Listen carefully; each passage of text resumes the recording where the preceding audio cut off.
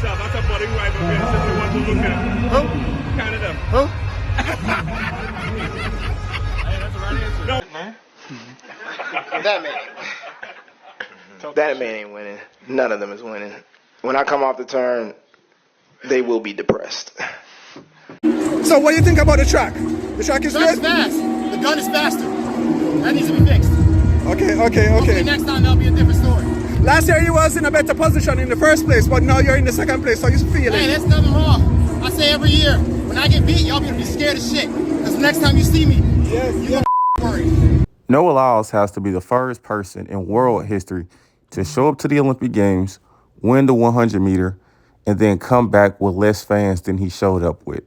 What's good, everybody? It's the GOAT Aaron Brown, and before this video starts, be sure to subscribe to my channel. Follow me on Instagram, which is linked down below in the description. Also, if you support the videos that I make, be sure to hit the thanks button right above the comment section and become a member of my channel. That link is in the description as well. Let's jump straight into it. Noah Lyles is an immensely talented track and field athlete. He's also the Olympic 100 meter champion, but he's ruining his legacy every single time he opens his mouth. Every single time he lost a race in the past 4 years, it was followed by an excuse. And I was thinking it was a coincidence, but it happens every single time. So now that I know it's just habit, and every time he loses a race, you can definitely expect an excuse.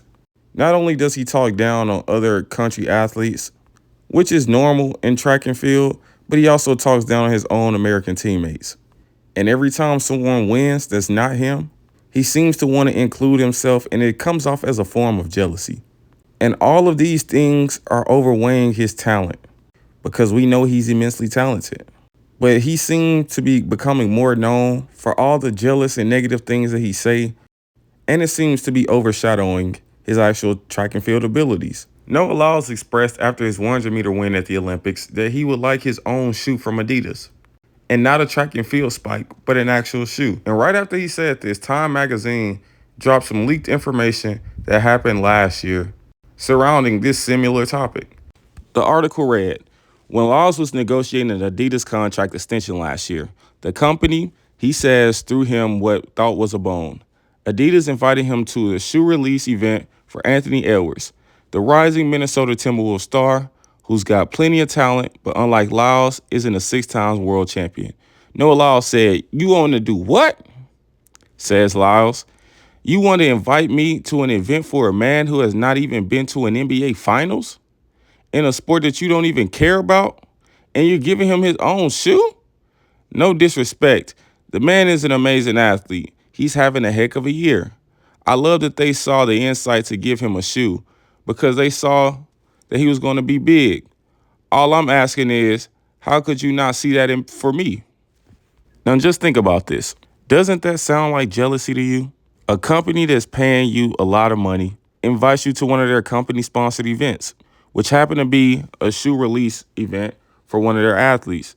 It's a good networking event where you can go and network and get your name out and get your brand out more. But he's trying to make it all about him. Of course, Adidas is going to give Anthony Edwards his own shoe over you, Noah Lyles. It's all common sense. Firstly, Anthony Edwards, you may think you get a lot of money, but Anthony Edwards is worth 10 times more than you. And if you just use common knowledge and common sense, think about this. How many times will Anthony Edwards be seen on TV in these shoes? The NBA season is about 80 games. They play 2 to 3 games a week. So every week he's on TV 3 to 4 times, 2 to 3 times in these shoes. You run on TV twice a year, the trials and the major championship that year. That's it. So it's going to be hard to sell a shoe that people never see. That's why he would get a shoe deal over you. And that's why a track and field athlete will never get their own shoe from a company like Nike, Adidas, or any of that because it won't be lucrative. Noah, get this through your thick ass skull and take this from myself, a business major with 2 degrees in business. Stop being narcissistic and trying to make everything about you and look at things as a business guy. You can't sell a shoe that no one ever sees. A basketball player will always get a shoe deal over a track runner because a track runner is never on TV in front of a vast audience. When people invite you to things like this, Be appreciative. Go to these things. Go network and go get your brand bigger.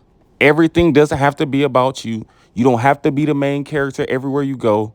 And you don't have to do and say things for attention. You're the only 100-meter champion that's more hated than liked. Every time you open up your mouth, you seem to lose more and more fans each day. And let's just take a quick business lesson from Unc and Ocho. And then guess what Ant-Man can do?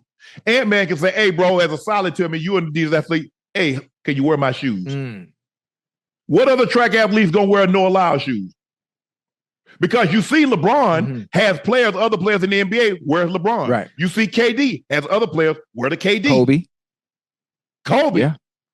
So I'm just trying to figure out, do you know, let's just say for the sake of argument, get a little research here, Ocho. Normally when Nike, Adidas, Under Armour, when they give somebody a signature shoe, they say that base is between $5 and $15 million. Now, when they give you a shoe, he's going to want 5% of each shoe sold. Right. In order for them to make that kind of commitment to you, do you know how many shoes going to have to sell? Supply and demand comes into play. Supply and demand. They don't just look at, there's a reason why big guys don't normally get shoe deals because ain't nobody buying the shoes. Yeah. I don't think he understands that side of it. He's just looking at it like, I'm the world champ. Yeah. I'm the fastest man in the world. Give me a shoe. Yeah, it doesn't work like that. We could go back. We could find two guys that had shoes. Michael Johnson had a shoe. Usain Bolt had a shoe. Yeah. They don't still make those shoes. No. Why is that? Kobe hadn't played basketball in how long? Kobe's been deceased for 4 years. They still make Kobe's. Yeah. They still make Jordans. They're still going to make LeBrons when LeBron retire. They're still going to make KD when KD retire. Yeah. There's a reason why, Noah. I don't know what you're missing. Yeah.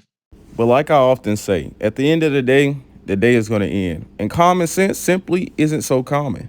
I feel like it honestly doesn't take a rocket science to figure out this elementary math. If you're on TV 2 times a year in front of a large audience, it wouldn't be profitable for a company to make a shoe for you. But that's hard to get through a person's head who's naive and narcissistic. But maybe I'm tripping. Y'all let me know down below if y'all feel like Noah Lyles can sell $15 million worth of shoes, like regular shoes, and would you buy a pair of Noah Lyles shoes?